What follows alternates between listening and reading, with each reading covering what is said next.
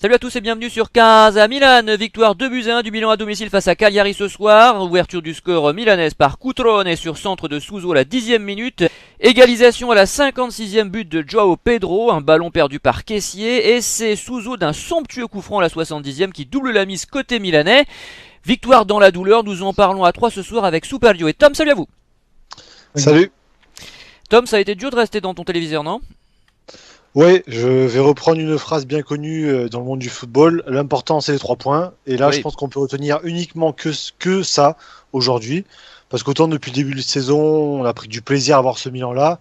Autant aujourd'hui, à part, je crois, les 10 premières minutes du match et les 10 minutes qui ont suivi l'égalisation, on s'est plus qu'ennuyé. Je pense qu'on s'est fait peur, vraiment, par une très belle équipe, faut le dire, de Cagliari, qui nous a pris à la gorge d'entrée. Physique, qui a répondu physiquement, et nous on n'était pas beaucoup. On y reviendra tout à l'heure dans les tops et les flops, mais avec pas mal de joueurs qui ont de grosses difficultés. Donc ouais, c'est plus que du mal à rester devant mon écran, j'ai du mal à ne pas m'énerver. Oui, c'est sûr, après un début de saison effectivement plutôt convaincant. Alors, Cagliari qui s'est montré dangereux à plusieurs reprises. Il y a eu déjà, bon, même s'il était hors jeu sifflé tardivement, la parade de Donnarumma devant Farias, suite à une mauvaise relance de Bonucci d'ailleurs à la 12e. Il y a un poteau de Saou à la 22e. Il y a une frappe de Joao Pedro au-dessus à la 31e. Ensuite, il a fallu une bonne intervention de Donnarumma sur un centre de Barella à la 32e minute. Bonucci a deux doigts de provoquer un penalty d'ailleurs qui aurait certainement dû être sifflé à la 37e minute. Bon, ça c'était en première mi-temps. Ensuite, il y a Saou qui est tout proche du but à la 76e. Une frappe de Saou toujours qui était diablement dangereuse, ce Saou à la 82e, donc repoussé par Donnarumma. Ça fait beaucoup. Superio, Milan n'a-t-il pas péché par excès de suffisance ? Oui, il faut reconnaître le mérite de cette équipe sarde qui a totalement dominé les débats au milieu de terrain, ce qui était assez surprenant compte tenu des prestations de Kessié sur le précédent match, qui est passé selon moi au travers sur ce match-là. Après, Cagliari a peut-être pris 3-0 la semaine dernière à Turin, mais le score aurait pu être différent s'ils n'avaient pas raté leur penalty lors de l'ouverture du championnat. L'équipe sarde était bien organisée, a bien tenu au milieu de terrain, avec notamment une très bonne prestation du jeune Barella, qui a été un espoir pour cette saison. Encore un Clairement. jeune Italien talentueux, hein, donc il faut le souligner. Ils sont nombreux, mais enfin on n'en parle pas assez, je trouve, dans les médias, donc c'est important effectivement de le rappeler. Tom, tu penses que c'est un péché d'orgueil, un essoufflement du Milan, un collectif qui a du mal à se roder, ou tout simplement l'opposition était de qualité et le Milan n'est pas encore au niveau pour surpasser, surclasser ce genre d'équipe. Je pense que c'est un peu de tout ça. C'est bon, alors, comme on l'a dit, il faut rendre à César ce qui appartient à César. Cagliari a fait une très belle partie et il ne méritait clairement pas de perdre, hein. Je pense qu'il peut avoir des regrets.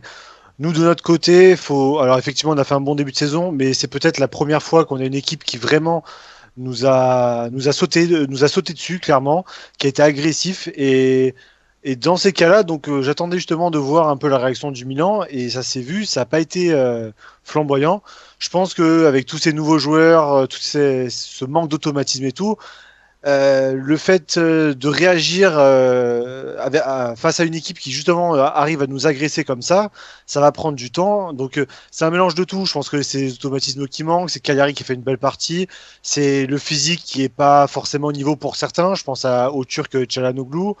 Je pense qu'il y a un peu de tout ça et la trêve va nous faire du bien parce qu'on va, pour ceux qui ne sont pas sélectionnés avec leur équipe nationale, on va pouvoir continuer à travailler et continuer à progresser parce qu'on voit clairement qu'avec ce match-là, on n'est pas encore au top de notre forme.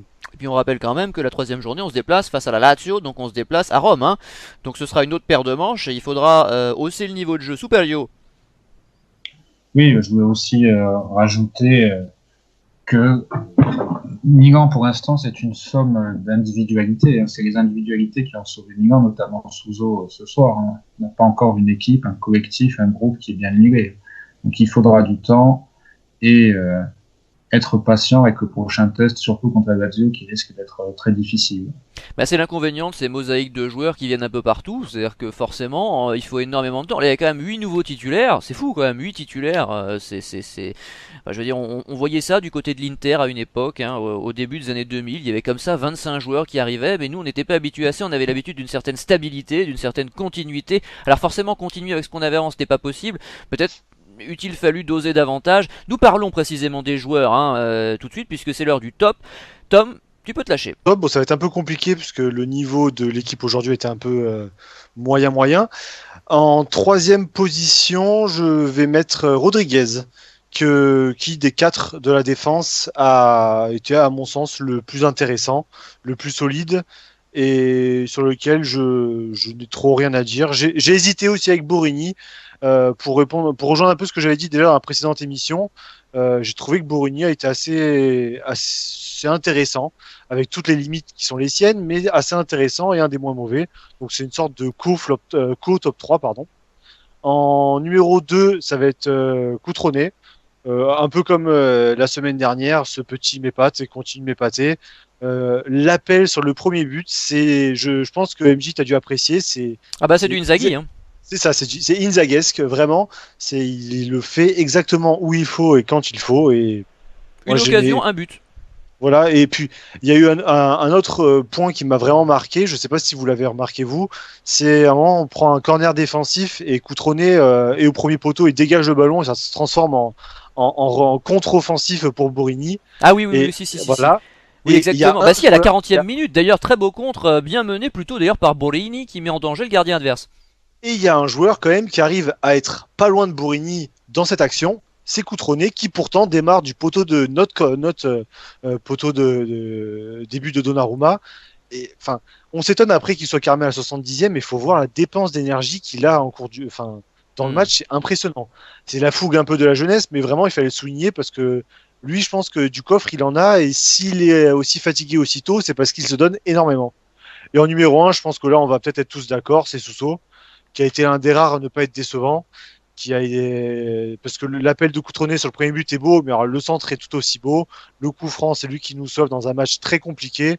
C'était déjà lui qui nous avait bien aidé lors du précédent match. Si Sousso peut continuer sur sa lancée et nous faire une saison pleine, contrairement à la saison dernière où il y a eu quand même des petites difficultés sur la phase retour, je pense qu'on sera tous ravis. Supario. Alors, j'ai un top qui ressemble presque à celui qui a été donné. En troisième position, j'ai mis Montolivo pour ses bonnes orientations de jeu, ses récupérations. Sauf à la fin. Tout ce qu'il a réussi, sauf à la fin, comme tu dis, avec des pertes de balles, mais sur l'ensemble du match, sa prestation était plutôt satisfaisante. En deuxième position, totalement d'accord sur Coutronnet, un but, de l'implication, du mouvement. Après, l'avenir nous dira s'il aura le destin d'un Pavlovski ou d'un Ventola, ou plutôt d'un Gilardino qui, à son âge, empilait aussi les buts. Ça dépend peut-être un peu comment on le traite, parce que si ça se trouve, Pavlovski aurait été un excellent joueur si on l'avait traité correctement. Oui, bon là, c'est un petit peu perdu de. Depuis, oui, bien sûr, mais quand on n'arrose pas la plante au bon moment, elle crève, ça c'est sûr, j'ai toujours dit ça. Après, il faudra voir, mais il est très bien parti et son jeu est subtil, que ce soit au niveau des protections de balles, des appels, il y a du talent et du potentiel. Et en première position, Souso, inévitable sur ce match, une passe décisive, un but qui sort le Milan de l'embarras. Bon, j'ai le même top que Tom. Bon, c'est vrai que un petit mot simplement sur Coutronnet, parce que c'est vrai que il y a les buts, il y a les stats qui sont bien là, ça fait plaisir, mais il y a aussi l'abattage, il y a aussi l'abnégation, il y a aussi l'envie, la hargne, la grinta. C'est vrai que c'est pas fréquent. On n'a pas un sénateur quoi. Forcément, ça se voit à 19 ans, il se jette sur tous les ballons comme un mort de faim. Et rien que pour ça, il mérite sa place. Les buts sont là, donc que demande le peuple? J'espère qu'il sera maintenu. J'espère que l'argent dépensé sur André Silva et Kalinic ne prendra pas l'ascendant sur la qualité sportive, sur les résultats, et surtout j'ai tendance moi à vouloir encourager et maintenir les hommes en place quand ils sont bons. Donc je trouverais logique que Coutronnet, parce qu'il est titulaire depuis le début de saison et parce qu'il marque à chaque fois, se voit confirmé à ce poste. On passe au flop avec Tom. Alors là c'était compliqué parce qu'il y avait beaucoup de choix. Alors je suis partagé sur le troisième nom parce qu'il m'a fait une mi-temps très mauvaise et une mi-temps plutôt intéressante, c'est Bonucci. Alors Bonucci en première mi-temps, je me suis demandé si c'était pas son cousin qu'on avait vu il y a quelques années. Je sais pas si tu te souviens MJ dans les compétitions internationales. Si je peux que m'en souvenir, bien sûr. Oui, j'étais devant mon téléviseur. Alors, je l'ai trouvé en première mi-temps totalement dépassé. Alors il y a eu le penalty qui aurait pu nous coûter très cher. Il y a eu 2-3 actions où il n'était pas dedans. Et en deuxième mi-temps, Alors je sais pas ce qui s'est passé dans les vestiaires, je sais pas si je sais pas, mais il nous a par contre sauvé les miches plus d'une fois. Donc Très beau tacle à c'est la fin, hein, notamment. voilà, j'ai du mal à être à mettre un gros flop sur Bonucci parce que d'un côté effectivement on est en droit d'attendre d'un mec de sa trempe qui est sûrement un des 3 meilleurs à son poste en Europe de faire plus que 45 minutes contre Cagliari. Même si effectivement, contrairement à d'autres joueurs, je pense à Conti et à d'autres qui n'ont pas été bons tout court, peut-être qu'il aurait pu éviter les flops. Donc voilà, je suis assez partagé. Mais pour le transfert, pour le niveau théorique de ce gars-là, réussir qu'une mi-temps, pour moi, c'est pas assez. En flop 2, ça va être, j'ai oublié son nom, Caissier.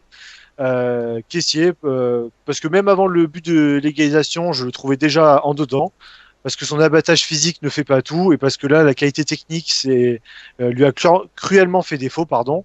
Euh, je pense que ce joueur-là va apporter beaucoup, en tout cas à cette équipe, mais en tout cas sur ce match-là, c'était vraiment pas ça. À noter qu'en fin de Alors, match, c'était un petit peu mieux quand même, hein. c'est vrai. En fin de match, c'était Il mieux. s'est repris sur les 10 dernières minutes. Il y a eu 9 minutes d'arrêt de jeu. Ça, c'est le Aussi, genre de oui. truc. Les matchs s'éternisent avec ces pauses et avec tout ça. Je sais pas, ça devient très désagréable. Ça, pour moi, ça se finit plus tard que d'habitude. Et j'ai trouvé quand même que avant les minutes d'arrêt de jeu, hein, il s'était pas mal repris. Ça sauve pas son match complètement, mais à noter quand même. C'est aussi lié au fait que le milieu de Cagliari a commencé à baisser de pied en fin de match, notamment Barella, qui pendant 80 minutes lui a mis la misère. Bon, c'était la petite parenthèse. Et en flop 1, alors là pour moi c'est incontestable, c'est Çalhanoğlu. Ah bah oui. Alors effectivement, il y a eu 4 mois sans jouer, mais là, moi je trouve que ça commence à devenir un peu inquiétant. Alors, on verra après la reprise, peut-être qu'il lui faut plus de temps. Après tout, effectivement, c'est une nouvelle équipe, il y a un temps d'adaptation. Mais on Mais en verra tout peut-être cas, pas, puisque Bonaventura sera sûrement de retour. oui, mais sans recrue, je pense que les deux vont jouer et que Borini sortira du 11 de départ. Bon, enfin, ça, c'est un autre débat. On en parlera dans l'émission Oui, qui sera de fin de enregistré cette semaine d'ailleurs. Voilà. Oui. Je pense en tout cas que Çalhanoğlu, ça va. En tout cas, il est pas dedans. Ça fait plusieurs matchs et de toutes les recrues qu'on a eues. Alors pourtant, il a eu du temps de jeu. C'est peut-être celui qui a été le moins intéressant et le plus inquiétant. Alors à l'heure actuelle, je le vois titulaire parce qu'effectivement, on n'a personne sur l'aile gauche. Mais si jamais on recrute un joueur, on ne sait pas donc la fin du mercato, enfin quelle sera son issue. Çalhanoğlu effectivement part en retrait par rapport à Bonaventura, qui lui, faut le rappeler quand même, a raté, je crois, 5 ou 6 mois pour blessure, donc et qui je trouve est bien plus vite revenu, en tout cas a bien retrouvé le rythme qu'un Çalhanoğlu qui vraiment, je trouve très brouillon et très en difficulté. Soupalio. Alors, en troisième position, j'ai mis Borini pour plusieurs raisons. Déjà, très peu de combinaisons avec son arrière gauche. Au jeu du Milan, pensait plus à droite avec Conti et Suso. Mais il n'a pas réussi à prendre une seule fois le dessus sur Padoin. Oui, ce Simone Padoin, porteur d'eau de la Juve il y a quelques temps, ou garçon coiffeur, comme vous voulez. Mais aucun bon débordement et surtout, je m'interroge sur son positionnement. La meilleure saison de Borini en 2011-2012 avec ses 9 buts à la Roma était faite en tant qu'attaquant, hein. Pas en tant que joueur de débordement, il n'a pas les qualités. Après, en ce qui concerne l'engagement, on peut rien lui reprocher, mais techniquement, c'est très laborieux. En deuxième position, je suis d'accord avec sur le choix du meneur turc Çalhanoğlu, dans la mesure où il a paru très emprunté. L'adjectif était souvent utilisé par les commentateurs. Beaucoup d'hésitation et une lenteur pour se retourner et faire les bonnes passes au bon moment. En première position pour ce flop, je mets Caissier pour le déchet technique, le manque d'impact, ce qui est paradoxal pour un joueur physique, et surtout pour sa perte de balle qui amène un but, une perte de balle très dangereuse à 20 mètres de sa propre surface de réparation. Rien à ajouter, on passe donc au mot de la fin avec Tom. Eh ben, on en parlait en début d'émission, notamment avec l'intervention de Superlio. Je sais qu'on recrute, en tout cas on cherche à recruter un milieu de terrain, donc ça parle de plusieurs noms. Il y a quand même Nicolo Barella, donc qui nous a quand même mis la misère pendant 80 minutes, qui doit pas coûter cher. Alors j'avoue que je suis assez surpris, parce qu'il faut savoir que c'est un joueur qui s'est blessé lors du mondial des U20 en Corée, je crois que c'était en mai ou en juin, je sais plus. Et ça, il me semblait qu'il en avait pour plus longtemps, et donc je pensais qu'il allait être en difficulté pour le début de saison. Donc j'ai été très surpris de le voir revenir et de le voir revenir à un tel niveau, parce que déjà face à la Juve, je l'avais trouvé très bon. Donc si on a des sous à mettre, personnellement, je pense que ce serait un bon choix. Il est jeune, italien, Et en plus de ça, je pense qu'il a une très très bonne marge de progression. Il ne doit vraiment pas coûter cher. Soupadio. Au mot de la fin, ce sera méfiance vis-à-vis de l'Inter, qui fait un bon début de saison. Et pour moi, la meilleure recrue de l'Inter, c'est leur entraîneur Spalletti, qui leur a fait passer plusieurs paliers dans le jeu. J'ai vu leur match contre la Roma, et franchement, ils étaient très impressionnants au niveau du jeu. Donc Spalletti a réussi pour l'instant à changer l'Inter, et ça peut être un concurrent surprise dans la lutte pour le titre. Bien, et ben moi je vais simplement annoncer pour tous ceux qui nous suivent assidûment que l'émission donc de présentation de la saison sera enregistrée certainement cette semaine, alors mercredi ou jeudi a priori, donc vous l'aurez dans la semaine, ça c'est sûr. Nous vous remercions toujours pour votre fidélité, nous nous retrouverons donc cette semaine pour la spéciale et bien sûr pour le match à Rome qui promet dans 15 jours. Voilà, merci, bonne soirée, salut. Ciao.